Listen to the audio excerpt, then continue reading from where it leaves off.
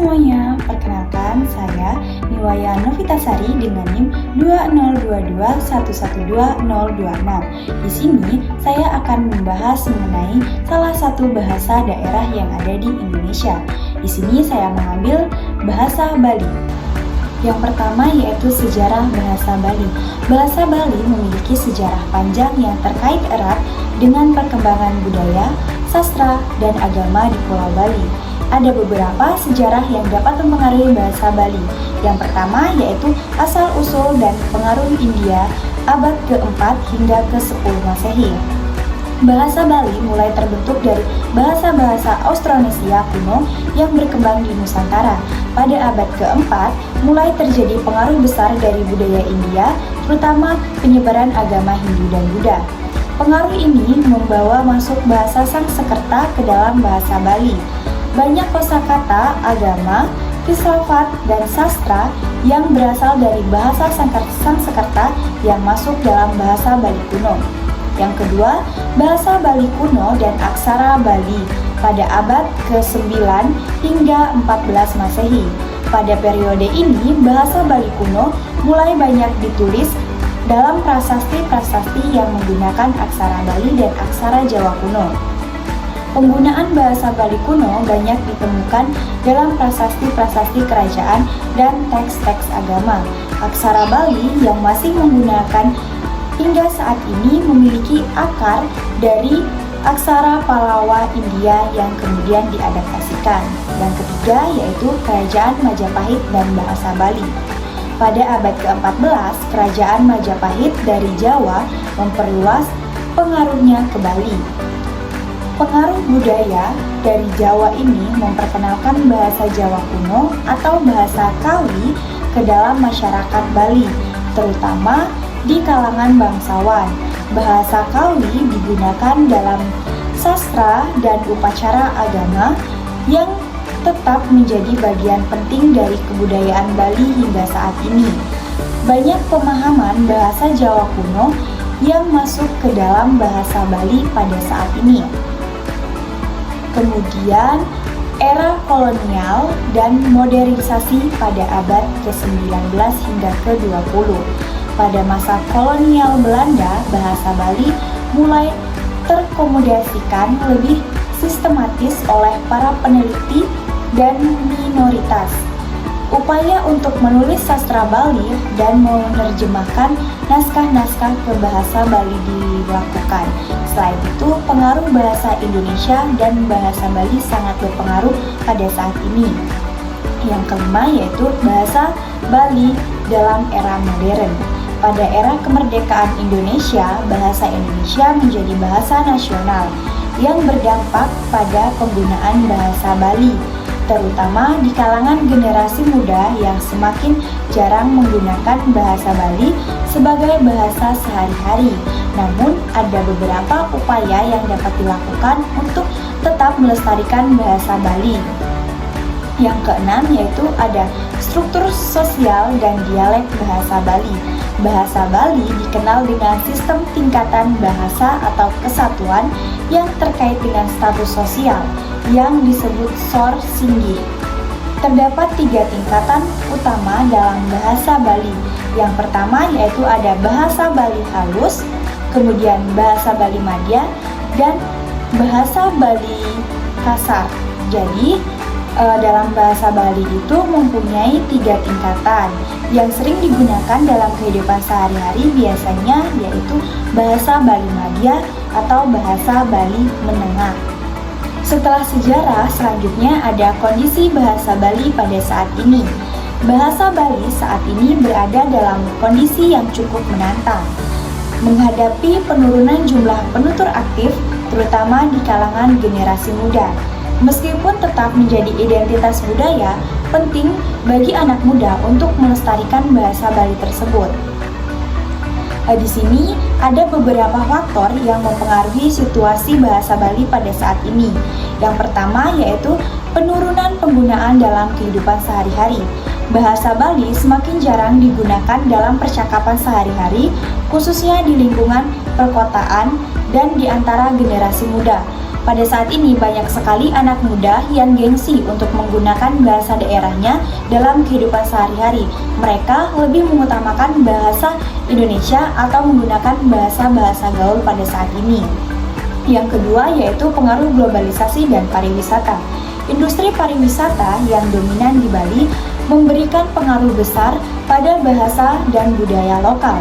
Dengan banyaknya wisatawan dan pekerja dari luar Bali, penggunaan bahasa Indonesia dan bahasa Inggris menjadi lebih umum untuk komunikasi dalam kehidupan sehari-hari, sehingga bahasa Bali lama-kelamaan semakin punah dan sedikit penuturnya.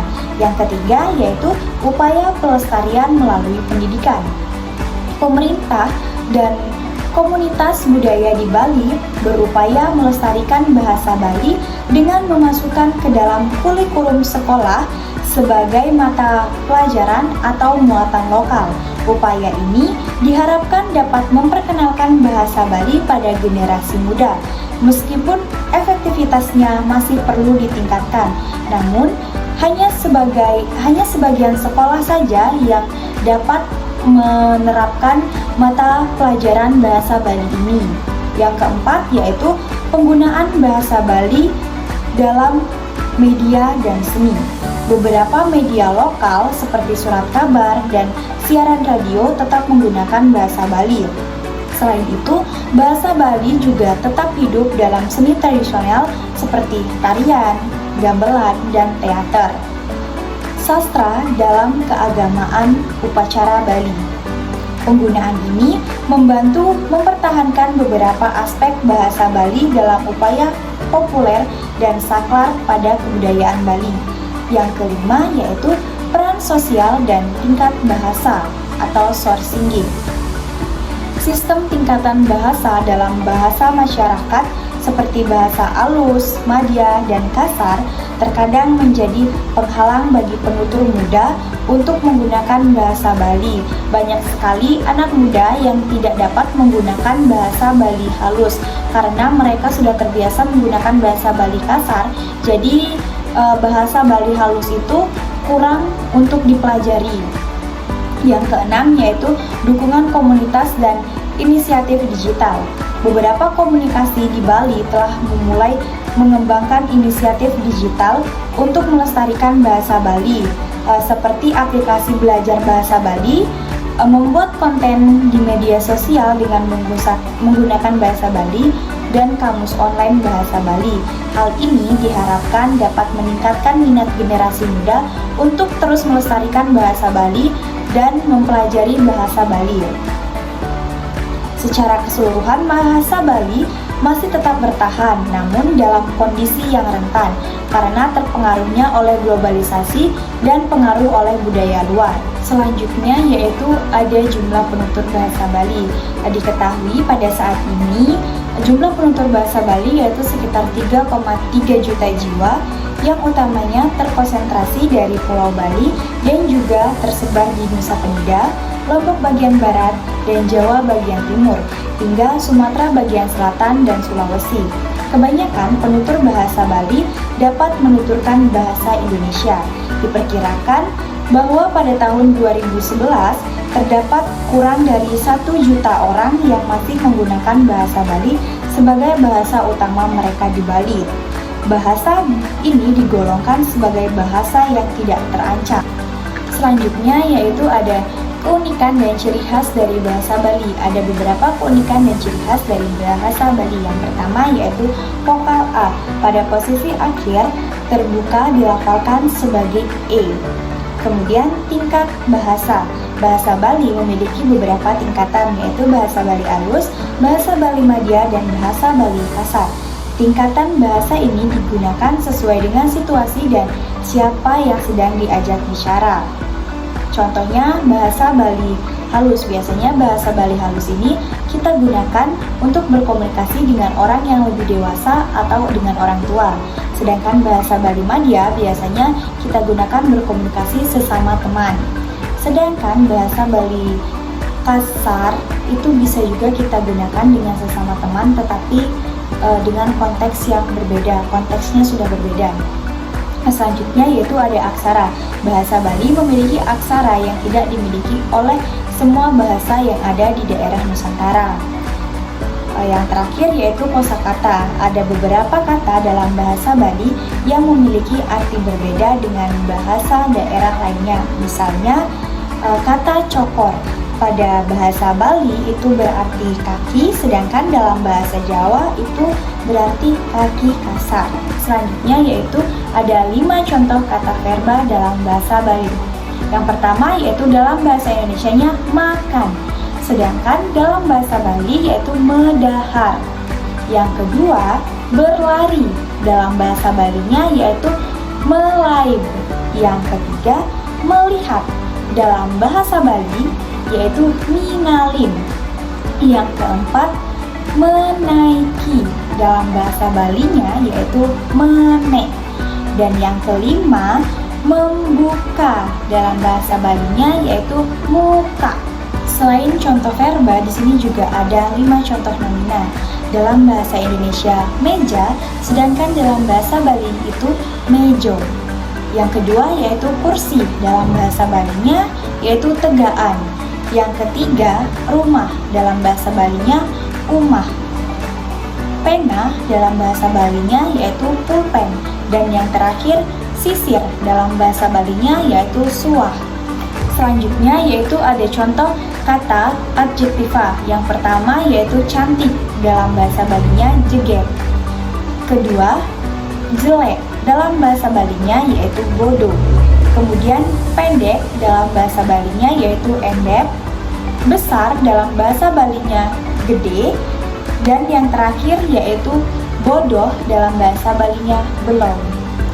Selanjutnya yaitu ada 5 contoh dalam bahasa Bali. Dalam bahasa Indonesianya yaitu lagi apa, sedangkan dalam bahasa Bali nungen kene. Yang kedua, kamu di mana, dalam bahasa Balinya ijene. Yang ketiga, sudah makan belum, dalam bahasa Balinya bumedahar konen. Yang keempat, coba lihat orang itu. Mengapa seperti itu, dalam bahasa Balinya coba tinggalin naeto adiketo. Dan yang terakhir, cantik sekali, aduh jegetne. Sekian video yang dapat saya sampaikan, kurang dan lebihnya saya mohon maaf. Semoga apa yang saya sampaikan dapat bermanfaat untuk kita semua. Sampai jumpa di video selanjutnya.